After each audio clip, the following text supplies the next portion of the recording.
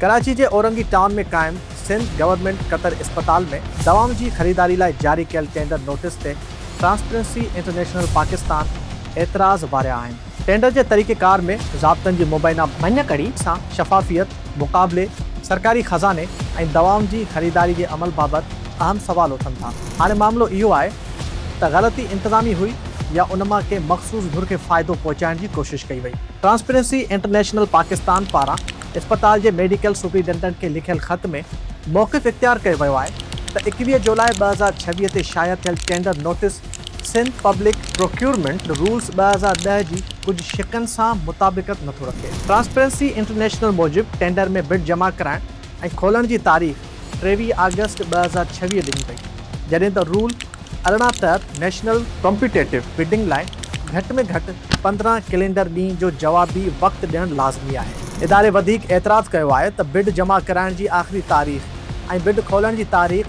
हिकु ई हुजणु घुरिजे, पर ॼाणायल टेंडर नोटिस में इहो तरीक़ेकार पूरो न कयो वियो जेको रूल 41 जी भञ कड़ी बणिजी सघे थो।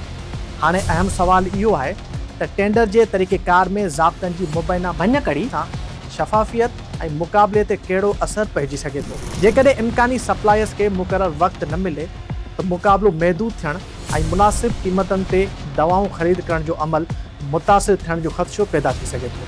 साॻे ई वक़्तु इहो सवाल भी उथी सघे थो त छा कंहिं मख़सूस सप्लायर या धुर खे फ़ाइदो पहुचण जो इम्कान पैदा थियो। अलबत्ता सिर्फ़ ज़ाब्तनि जे मुबैना भञ कड़ी खे बुनियाद बणाए करप्शन जो क़तई इल्ज़ाम लॻाए नथो सघिजे। उन लाइ मुकमल जांच ऐं सबूत ज़रूरी आहिनि। ट्रांसपेरेंसी इंटरनेशनल पाकिस्तान अस्पताल इंतज़ामिया खां मुतालबो कयो आहे त टेंडर नोटिस में मौजूद मुबैना ग़लतियूं दुरुस्त करे कोरिजेंडम जारी कयो वञे, जीअं ज़ाब्तनि जी उबतड़ ख़रीदारी वारे अमल खां बची सघिजे।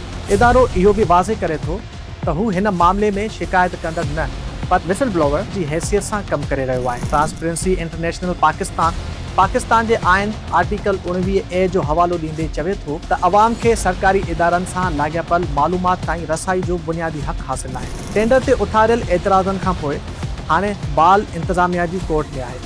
ॾिसणो इहो आहे त ज़ाब्तनि जी भञ कड़ी जो अज़ालो कीअं थिए थो ऐं ख़रीदारी जो अमल केतिरो शफ़ाफ़ बणिजे थो।